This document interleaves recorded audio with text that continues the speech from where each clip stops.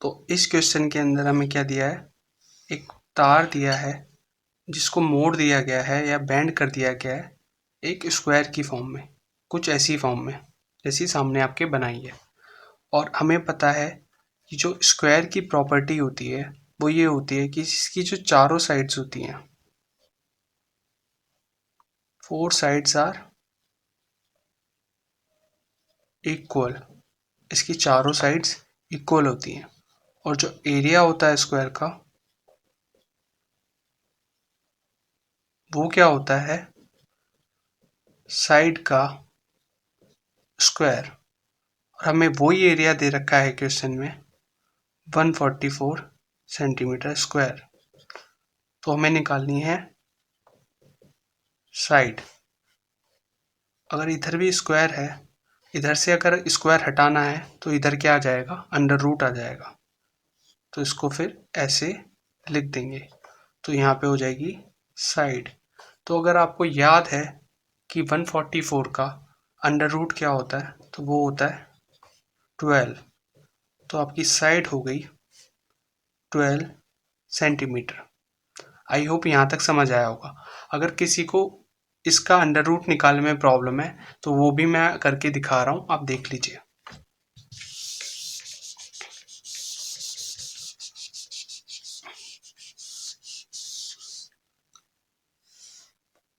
अगर किसी को 144 के फैक्टर्स निकालने में प्रॉब्लम है तो उसको ऐसे करेंगे, 2 7 जा 14, देन 2 2 जा 4, फिर 2 3 जा 6, 1 कैरी और 12, फिर 2 6 जा, फिर ऐसे ही 2 18 जा, फिर 2 9 जा, फिर 3 3 जा और 3 1 जा।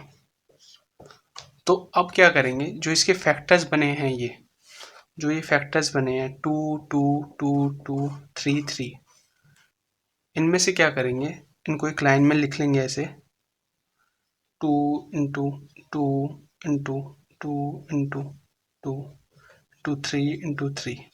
अब इनके पेयर बना लेंगे और दोनों जो भी पेयर बने हैं उनमें से एक एक बाहर ले लेंगे।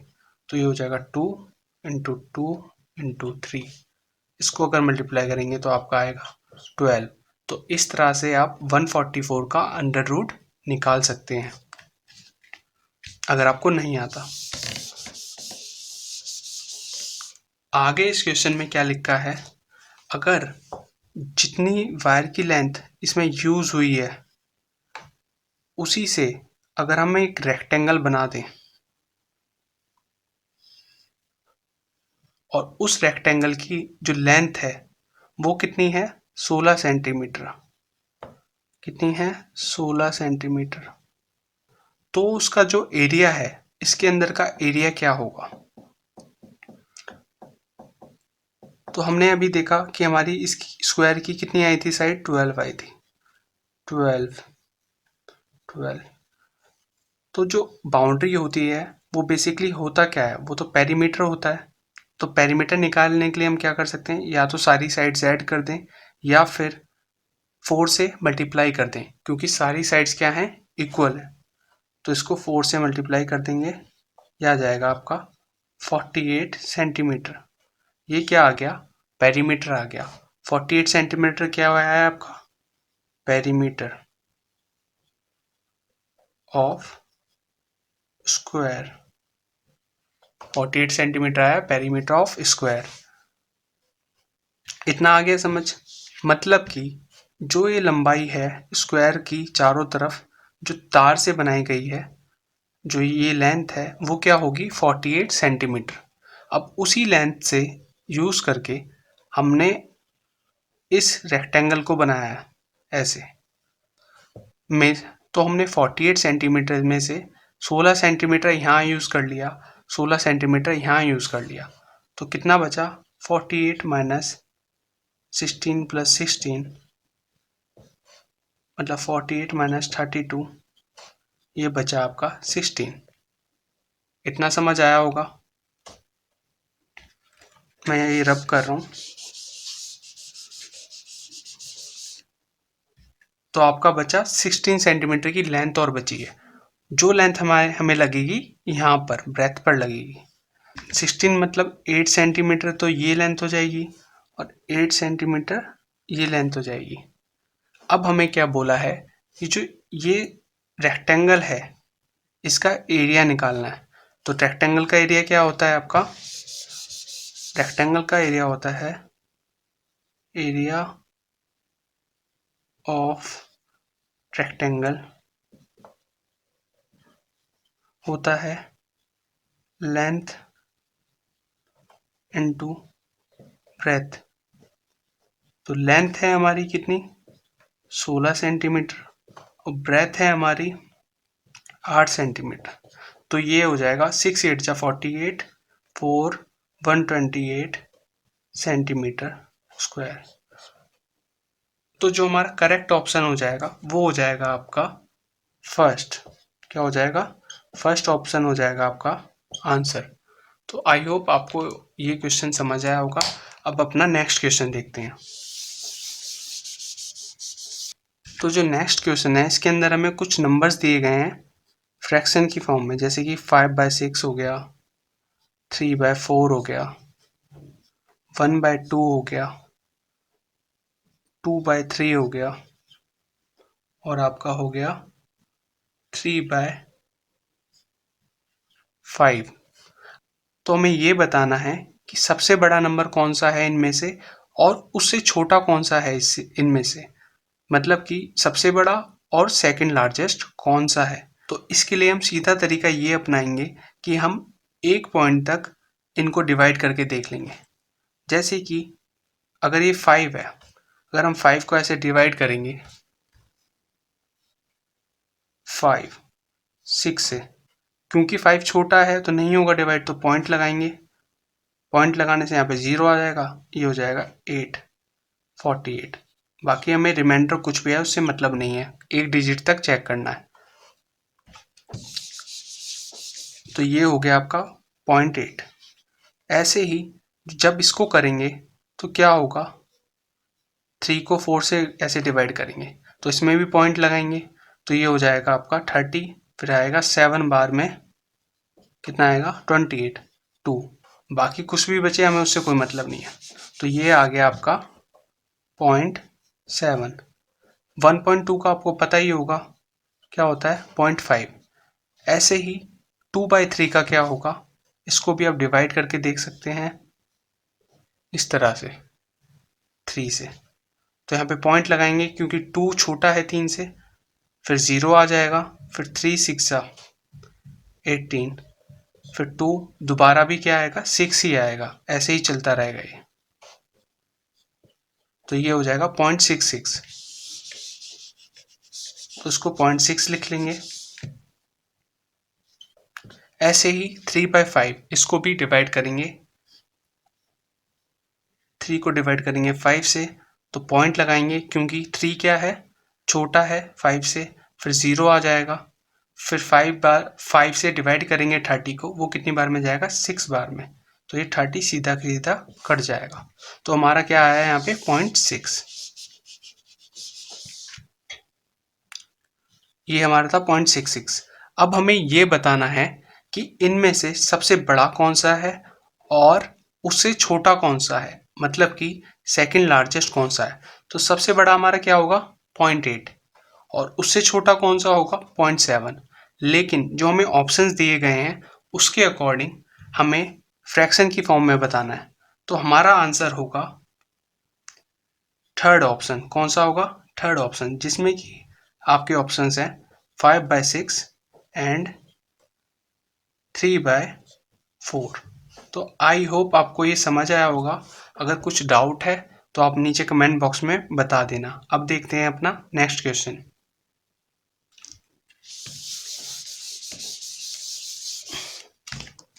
तो हमारा जो नेक्स्ट क्वेश्चन है इसके अंदर हमें दिया गया है कि एक लेडी है अस्मिता नाम की, जो कि स्कूल जा रही होती है, उसे मीटिंग के लिए स्कूल जाना होता है, लेकिन जो मीटिंग का शेड्यूल टाइम है वो नहीं दे रखा। लेकिन क्वेश्चन में हमें ये बताया है कि अस्मिता कब पहुंचती है। अस्मिता पहुंचती है 8:30 बजे से 15 मिनट पहले। तो 8:30 से 15 मिनट पहले कब होगा? 15 मिनट पहले होगा 8:15। तो अस्मिता कब पहुंची स्कूल? अस्मिता पहुंची आपका 8:15 पर। ठीक है। फिर क्वेश्चन में ये भी दिया गया है कि इनकी एक कलीग है जो कि स्कूल पहुंचती है, कब पहुंचती है? जब मीटिंग स्टार्ट हो गई होती है, उससे 40 मिनट लेट पहुंचती है, उससे 40 मिनट लेट। लेकिन जो अस्मिता की कलीग है वो कब पहुंची है? वो 40 मिनट लेट पहुंची है, जो शेड्यूल टाइम था उससे। शेड्यूल टाइम हमें दे नहीं रखा, लेकिन जो अस्मिता है वो कब पहुंची है? आधा घंटा पहले पहुंची है उस समय से जबकि उसकी कलीग पहुंची थी। तो अगर ये इससे आधा घंटा पहले पहुंची है इसके टाइम से, कलीग के टाइम से, तो कलीग कब पहुंची होगी? इसके टाइम से आधा घंटा बाद। मतलब कि 8:15 में अगर 30 मिनट ऐड कर दें तो कलीग कब पहुंची होगी? 8:45 पर। तो कलीग अब इस समय पे पहुंची होगी। और हमें क्वेश्चन में दे रखा है कलीग कितना लेट थी शेड्यूल टाइम से? कलीग लेट थी 40 मिनट। कितना लेट थी? 40 मिनट लेट। मतलब अगर कलीग 40 मिनट पहले पहुंच गई होती तो वो मीटिंग के टाइम पर ही पहुंच गई होती। तो मीटिंग का टाइम क्या हो जाएगा? 8:45 AM। जिस समय पर जो कलीग पहुंची थी उसमें से 40 मिनट माइनस कर देंगे तो ये आ जाएगा आपका 8:05। ये है आपका ऑप्शन नंबर सेकंड, 8:05 AM। तो ये हो जाएगा आपका आंसर। तो जो अगला क्वेश्चन है इसके अंदर हमें दिया गया है एक नंबर के बारे में। उसके बारे में कहा गया है कि वो नंबर, मान लीजिए वो नंबर क्या है? x है। वो नंबर 100 के आधे से बड़ा है। मतलब कि 100 का आधा क्या होता है? 50। वो किससे बड़ा है? 50 से। ये बात तो क्लियर हो गई कि 50 से ज्यादा ही होगा वो नंबर। ठीक है। कितना होगा? 50 से ज्यादा। ठीक है। अब आगे बढ़ते हैं। आगे लिखा है कि it is more than 6 tens. 6 tens का मतलब क्या होगा? 6 × 10, मतलब कि वो 60 से ज्यादा है। और लेस देन 8 टेंस, 8 टेंस से कम है। मतलब कि वो नंबर 60 से तो ज़्यादा है और 80 से कम है। मतलब कि वो नंबर होगा 61 से लेके 79 तक। 61 से लेके 79 के बीच होगा वो नंबर। आगे पढ़ेंगे। उसमें लिखा है the sum of its digit. जो भी उस नंबर में डिजिट है उनका सम कितना है? 9 है। कितना है? 9। और आगे एक और चीज पढ़ेंगे तो लिखा है the 10th digit is double of the ones digit. मान लीजिए वो नंबर ये है। ठीक है। तो उसमें लिखा है जो उसकी 10th नंबर वाली डिजिट है, 10th प्लेस वाली डिजिट है, इधर से देखेंगे ये होगी वंस, ये होगी 10th। तो जो ये वाली डिजिट है ये क्या है? डबल है। किसकी डबल है? इस वाले की ये डबल है। ये x है तो ये क्या होगी? 2x। और पिछली वाली लाइन में क्या बताया था कि दोनों का सम क्या था? दोनों का सम था 9। क्या था? 9। सम भी 9 हो और ये वाले डिजिट का 2 गुना हो ये वाले डिजिट, तो आप ऐसे करके देखिए 3 6। ये 3 हो गई तो ये इसकी 2 गुनी हो गई। साथ ही साथ सम भी क्या हो गया? 6 + 3 क्या हो गया? 9। तो वो डिजिट क्या है आपकी? वो डिजिट हो गई 63। अब सारी कंडीशंस फुलफिल हो जाएंगी। अब सारी कंडीशंस फुलफिल हो जाएंगी। 50 से भी ज़्यादा है, 60 से भी ज़्यादा है, 80 से कम है। साथ ही साथ जो वंस प्लेस वाली डिजिट है उसकी दोगुनी है टेंस प्लेस वाली डिजिट। तो वो नंबर क्या हो जाएगा? 63। तो जो आपका करेक्ट ऑप्शन होगा वो हो जाएगा फोर्थ ऑप्शन। क्या हो जाएगा?